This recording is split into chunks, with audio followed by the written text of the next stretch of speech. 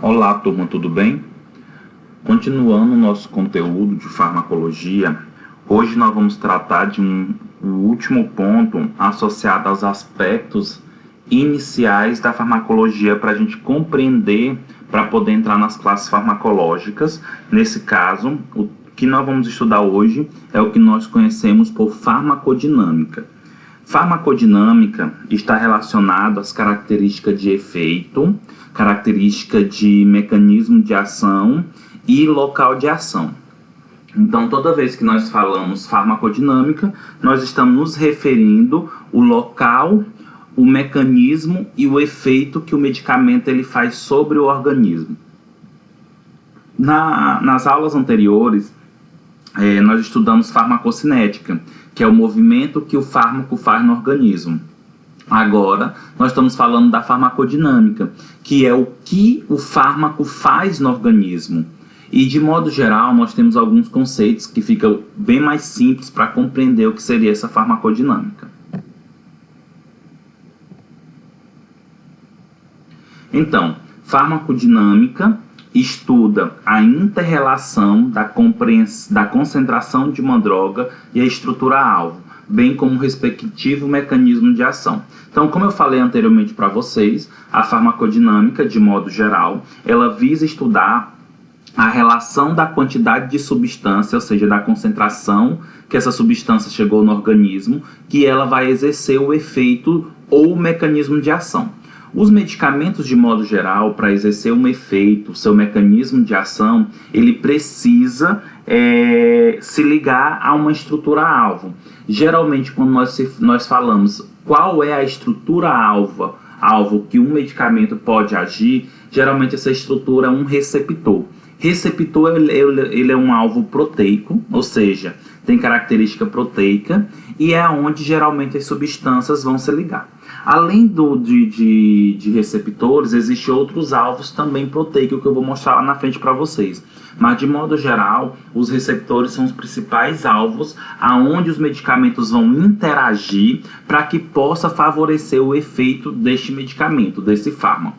Então, só para ficar mais claro para vocês, e uma analogia, na verdade um conceito bem mais simples, farmacodinâmica é o que a droga faz com o organismo, ou seja, qual é a ação do fármaco sobre o organismo. Nós temos um outro conceito muito importante de farmacodinâmica que refere-se, de modo geral, a estudo das interações. Então, toda vez que nós falamos interações, é quando ocorre a ligação de algo a uma estrutura, nesse caso, a ligação do fármaco ao receptor. Então, a farmacodinâmica estuda as interações fundamentais ou moleculares entre drogas e constituintes do corpo. Esse constituinte do corpo seria o receptor, as quais, por uma série de eventos, resultam numa resposta farmacológica. Então, toda vez que ocorre a interação fármaco-receptor, que vai formar esse complexo fármaco-receptor, a gente tem um efeito biológico. Lembrando que esse efeito biológico, esse efeito farmacológico, esse efeito biológico em si, ele pode ser tanto benéfico quanto maléfico. Então, toda vez que uma substância se liga ao receptor, pode desencadear um efeito.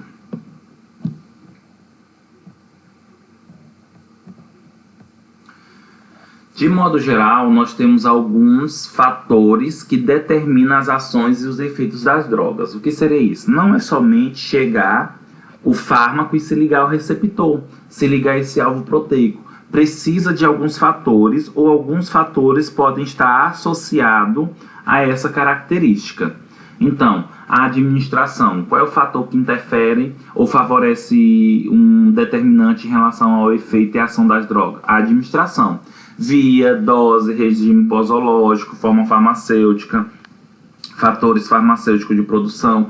Como eu comentei para vocês, não adianta somente o fármaco chegar na concentração ou em grande quantidade até o receptor para ocorrer uma ação. Para isso, precisa ter uma administração. Essa administração por qual via? Qual forma farmacêutica está sendo usada? É uma forma que absorve mais rápido ou tem liberação prolongada? Essa via intravenosa é uma via de absorção rápida ou lenta. Então, tudo isso vai influenciar.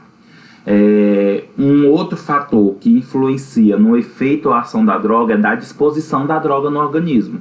Então, como é que ela é distribuída?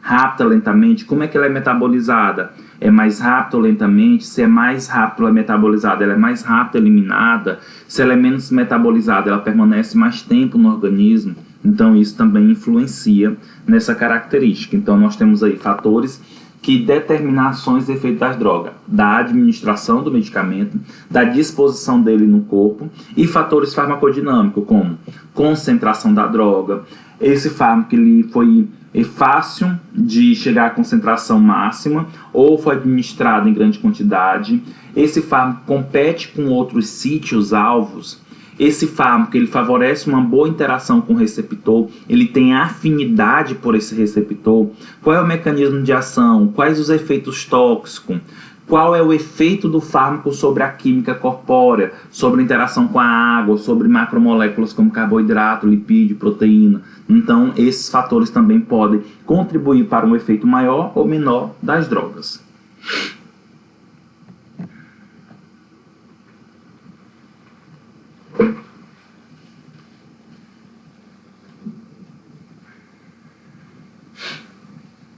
Um outro fator que determina essa ação e esse efeito das drogas são os fatores clínicos, né? Que nesse caso aí nós temos que pensar literalmente em algumas características do paciente, do ambiente, variáveis ambientais, aonde o indivíduo vive, tem interferência de oxigênio, de poluição, falta de precisão no diagnóstico. Será realmente que o medicamento que o indivíduo está fazendo uso, ele é para aquela doença ou ele tem aquela doença? Qual o efeito psicológico? Qual a receptividade no tratamento? Doenças simultâneas, recaídas, interações entre as drogas, quanto de medicamento utiliza, quais os medicamentos, tem interação entre eles, e erro nos ensaios clínicos das drogas, porque muitas vezes a gente acha que aquela droga pode favorecer um efeito, mas isso não foi descoberto, não foi avaliado corretamente quando foi observado o desenvolvimento desse fármaco. E por último, nós temos os fatores fisiológicos que podem influenciar no efeito e na ação das drogas, como por exemplo, nós temos aí raça, sexo, idade, peso e superfície corporal, posição do corpo, pH urinário, taxa do fluxo urinário, farmacogenética, né? Gente, por exemplo, esses fatores genéticos estão totalmente relacionados para peso e superfície corporal. Medicamentos que são mais lipofílicos têm a tendência de se acumular mais no tecido adiposo e fazer efeito por vários dias, ou tempo, ou ano, tá? Fatores genéticos, né? Farmacogenético, qual é a característica de gene que pode favorecer uma resistência àquele medicamento, uma tolerância àquele medicamento, gravidez, menopausa, estado de nutrição, né? Nós sabemos que alguns estados nutricionais, como aí, por exemplo, a desnutrição ou obesidade, vai influenciar, estados patológicos, doenças presentes, velocidade de fluxo sanguíneo, cronofarmacologia. Esse cronofarmacologia está associado à característica do horário de administração do medicamento, efeitos placebo e outros inesperados. Então, todos esses que eu comentei para vocês, que está relacionado à administração, à disposição, farmacodinâmica, fatores clínicos e fatores fisiológicos, são situações que podem determinar a ação e o efeito das drogas. Não é somente a droga chegar no receptor, mas como ela chega, a quantidade que chega e os fatores que influenciam. Nesse raciocínio, é importante nós entendermos que, basicamente, todos os medicamentos eles têm um efeito adverso. Eles vão apresentar efeitos adversos. E um dos motivos dos medicamentos apresentarem efeitos adversos está associado a esse slide. Olha o que está dizendo aí: especificidade das drogas, e a droga ela deve atuar de modo seletivo sobre determinadas células e tecidos. O que seria isso? De modo geral, os fármacos eles devem ter um direcionamento por receptor que ele deve agir. Contudo, praticamente todos os fármacos, ele, além de agir no receptor que é próprio dele, ele também age em outros receptores. Só que o problema é, quando ele age em outros receptores, eles podem favorecer outros efeitos. Esses outros efeitos podem ser um efeito benéfico ou pode ser um efeito maléfico, que no caso seria os efeitos adversos. Por isso que eu estou mostrando aí para vocês, ó. Quanto maior a especificidade, menor são os efeitos adversos. Contudo, gente, não existe nenhuma droga totalmente específica. Se não existe uma droga totalmente específica, logo vai fazer outros efeitos e pode ser um efeito adversos, tá? Então isso é muito importante. As drogas, elas deveriam ter uma especificidade alta. Como ela não tem, acaba tendo um efeito adverso. Quais são os locais onde as drogas podem agir? Os fármacos, eles podem agir em alvos proteicos. Eles podem agir em enzimas, em canais iônicos, em moléculas transportadoras e receptores. Então esses 4 locais são locais no nosso organismo onde os fármacos podem interagir. Pode ter essa interação entre alvo e fármaco, ou estrutura-alvo e fármaco. Então eles podem agir tanto em enzima, como canais iônicos, moléculas transportadoras e receptores. Alguns exemplos, por exemplo, os anti-inflamatórios, como os anti-inflamatórios não esteroidais, diclofenaco, nimesulida, ibuprofeno, ácido mefanâmico, que é o Postan, diclofenaco. Esses fármacos, eles agem em enzima, tá? Que é a COX, ciclooxigenase. Fármacos que agem em canais iônicos, nós temos aí os bloqueadores dos canais de cálcio, que são o alodipino, nifedipino, verapamil, diltiazem, que são fármacos usados aí para o tratamento da arritmia, tá? Tem algumas aplicações como antihipertensivo. Fármacos que agem em moléculas transportadores, como por exemplo a amitriptilina, os antidepressivos tricíclicos, que agem lá na molécula que impede o transporte da serotonina, da dopamina no sistema nervoso central. E receptores, nós temos aí a ranitidina, cimetidina, que bloqueia os receptores H2 de histamina no estômago, diminuindo a produção de suco gástrico usado no tratamento da gastrite de úlcera. Então, de modo geral, nós temos uma gama de fármacos que podem agir em locais específicos, como enzimas, canais iônicos, moléculas transportadoras e receptores.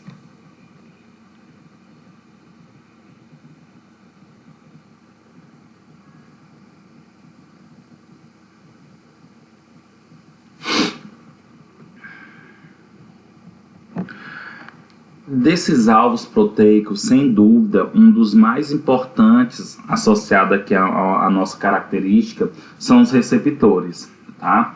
Então, o que seriam esses receptores? Receptores são substâncias que estão geralmente ou na membrana plasmática da célula ou intracelular e são alvos proteicos. E a maioria dos efeitos das drogas resulta da interação com componentes macromoleculares do organismo, como, por exemplo, receptores. Aí eu coloquei para vocês, nesse slide, só mostrando Ehrlich e Langley, que foram basicamente os que descobriram esses receptores. Tá? Para ficar mais claro, olha esse conceito de receptor. Né? Receptor é um componente do organismo com o qual o agente químico deve interagir para produzir seus efeitos. Então, receptor, ele precisa interagir com esse agente químico, que no caso é o fármaco, é a substância endógena, exógena, é uma substância química que tem capacidade de se interagir com o receptor. E isso vai produzir um efeito. Pode ser um efeito benéfico, como pode ser um efeito maléfico.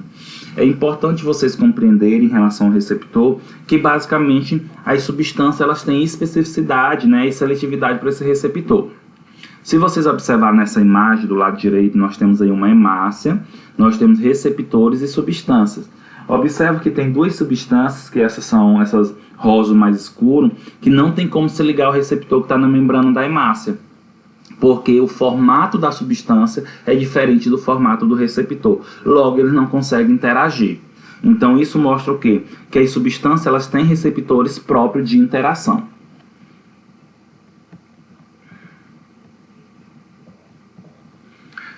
Sabendo que as substâncias elas têm receptores próprios de interação, a gente faz a analogia dizendo que o receptor ele tem uma droga própria para interação. Logo, a gente pode fazer uma analogia entre o modelo que nós chamamos de chave e fechadura. Se vocês observar, nós temos aí uma fechadura e uma chave, e essa chave ela se encaixa perfeitamente nessa fechadura. E do lado direito nós temos um receptor e nós temos um fármaco, que vai se interagir com esse receptor. Se vocês observar, basicamente nós temos aí um encaixe quase que perfeito desse fármaco. Significa o quê? Que o receptor ele tem a capacidade de se adaptar junto ao fármaco nesse formato dele. E aí tem esse encaixe, e esse encaixe favorece um efeito adequado sobre o organismo.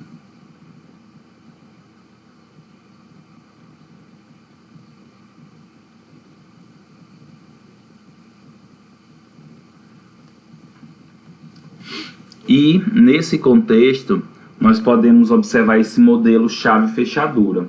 O que seria esse modelo chave-fechadura? Se vocês observarem, nós temos aí 3 modelos de chave do lado esquerdo, que é a chave modificada e a chave falsa. E nós temos os receptores e nós temos aí a fechadura, né? E mais próximo aí do verde e vermelho, nós temos aí o sítio-alvo, que seria o verde, os receptores. Nós temos as chaves, que seria agonista natural, o agonista modificado e o antagonista.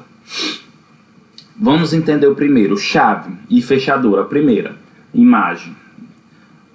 Se vocês observarem, nós temos a fechadura e a chave que liga, né, que consegue encaixar nessa fechadura perfeitamente. Se vocês observarem o agonista natural, quando ele se liga ao receptor em verde, ele se encaixa perfeitamente. Então, toda vez que eu tenho uma substância que é agonista natural, ou seja, aquela basicamente que é específica para aquele tipo de receptor, ela tem um encaixe perfeito. E aí, se ela tem um encaixe perfeito, ela vai ter uma resposta biológica e vai ter uma atividade intrínseca, basicamente. O que é essa resposta biológica? É o que o receptor favorece com aquela interação. Contudo, gente, nós sabemos que, de modo geral, não é somente a chave verdadeira que abre uma fechadura. Tem outros artifícios que podem abrir a fechadura, como, por exemplo, aí, um grampo, né? Se vocês observarem, a chave modificada está sendo representada aí por um grampo, e ela se liga nessa fechadura com o intuito de abrir. O grampo abre a fechadura? Abre, com um pouquinho mais de dificuldade, com um pouquinho mais de brutalidade, mas consegue abrir. É o que vocês podem observar aí, agonista modificado.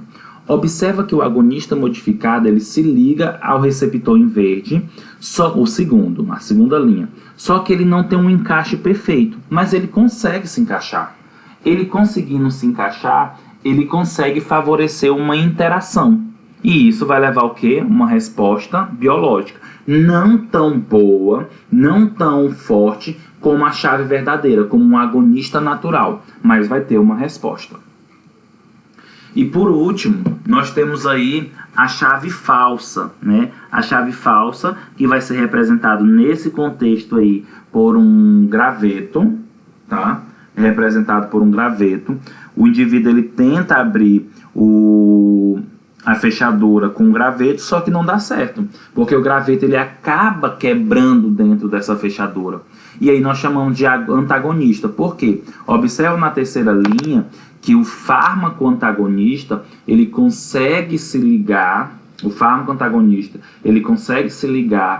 ao receptor em verde, só que em vez dele completar todo o receptor, ele apenas completa uma parte, uma outra maior parte fica sem estar em interação, e essa substância, em vez de ativar, faz bloquear, por isso que ele é chamado de antagonista. Aí o antagonista bloqueia o receptor. Mas bloqueia o receptor contra quem, professor? Contra a substância agonista, que no caso aí seria a chave. Então, quando o indivíduo for abrir a fechadura com a chave verdadeira, ele não vai conseguir, porque o graveto vai estar lá. O graveto vai estar nessa fechadura. E aí não tem interação, não tem ativação do receptor, então o agonista bloqueia. Bloqueando o receptor, bloqueia a resposta biológica daquele receptor. Tem um efeito, mas não é o efeito próprio do receptor. Nesse contexto, é importante a gente entender qual seria a diferença de agonista e antagonista. Olha o que é que acontece, turma. A interação droga-receptor. Então, a ocupação de um receptor por uma molécula de uma droga pode ou não resultar em ativação do receptor. Deste modo, as drogas podem interagir com os receptores comportando-se. Então, toda vez que a droga interage com o receptor, ou ela vai interagir de modo agonista ou de modo antagonista. O que seria isso?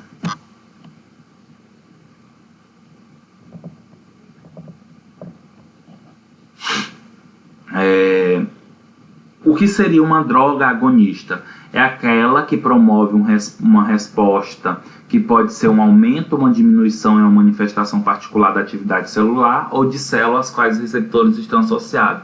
Em outras palavras, as substâncias agonistas são aquelas que conseguem interagir com o receptor, ativando esse receptor, ou seja, fazendo com que o receptor manifeste a sua resposta biológica. Já as substâncias antagonistas é quando uma substância se liga ao receptor sem causar ativação, impedindo consequentemente a ligação do agonista. É denominada antagonista. Em outras palavras, substâncias antagonistas são substâncias que ligam-se ao receptor, mas não têm a capacidade de ativá-lo. Se não ativa o receptor, essas substâncias acabam por bloquear o receptor, impedindo com que outras substâncias se liguem a esse receptor. Se outras substâncias não se ligam a esse receptor, pois ele está bloqueado, o receptor não tem resposta biológica. Ficando mais claro essa situação em relação ao agonista e antagonista, nós temos essa característica aí. Que característica seria essa?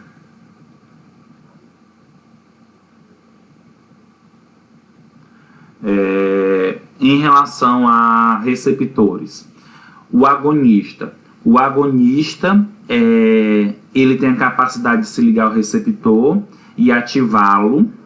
E aí, se o agonista ele se liga ao receptor e ele ativa, tem várias ações, várias características biológicas, várias atividades biológicas que podem ocorrer. Abertura e fechamento de canais iônicos, ativação e inibição de enzima, modulação de canais iônicos, transcrição do DNA. Ou seja, toda vez que o agonista se liga ao receptor, ele ativa o receptor. Então tem vários efeitos. Já o antagonista, quando ele bloqueia o receptor, ele se liga e bloqueia o receptor, olha o que acontece. Nenhum efeito vai ter e bloqueia os efeitos dos mediadores endógenos, que é aquela substância produzida pelo nosso organismo. Logo, é importante nós entendermos o seguinte, que a tendência de uma droga se ligar ao receptor é determinada por sua afinidade. Ou seja, eu comentei já que tanto o agonista como o antagonista ele se liga ao receptor. Então eles têm afinidade. Contudo, a tendência de uma droga, uma vez ligada ao receptor, ativá-lo, é relacionada à eficácia. Então, a única droga que consegue ativar o receptor é o agonista. Então, o agonista ele possui afinidade pelo receptor e também eficácia. Já o antagonista, ele possui afinidade pelo receptor, mas não possui eficácia porque ele não tem a capacidade, a característica de se ligar, de ativar o receptor. De modo geral, nós temos alguns tipos de receptores, tá? Que são os receptores que pode ser chamado tipo ou família, tipo 1 ou família 1 e etc. Então nós temos aí o tipo 1 ou família 1, que são receptores de canais iônicos regulados por ligante. Nós temos o receptor tipo 2 ou família 2, que são receptores acoplados à proteína G. Tipo 3 ou família 3, que são receptores ligados à enzima quinase. E tipo 4 ou família 4, que são receptores nucleares. O tipo 1, tipo 2 e tipo 3, gente, eles estão na membrana da célula, e o tipo 4 está dentro do núcleo. Eu não sou muito fã desses nomes, tipo 1, família 1, porque não diz muita coisa. Eu prefiro os nomes mesmo deles, como canais iônicos, regulado por ligante, receptor acoplado à proteína G, receptor ligado à quinase, receptores nucleares.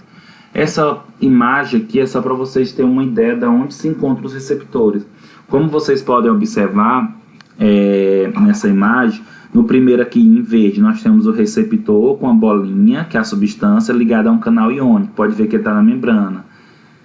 O segundo, nós temos aí um receptor em verde ligado à proteína G, que é representado por essa bolinha G, mais a substância ligada a eles, e está na membrana. E em terceiro, nós temos o receptor acoplado à enzima, que é esse em verde aí, ligado à substância, que está na membrana. E por último, nós temos receptores nucleares, que está dentro do núcleo da célula, como vocês podem observar, representado por essa bolinha verde R, tá? Então, de modo geral, esses são os tipos de receptores e são locais onde as substâncias podem interagir. Assim, turma, nós finalizamos nosso conteúdo de farmacodinâmica e fico à disposição para eventuais dúvidas. Bons estudos!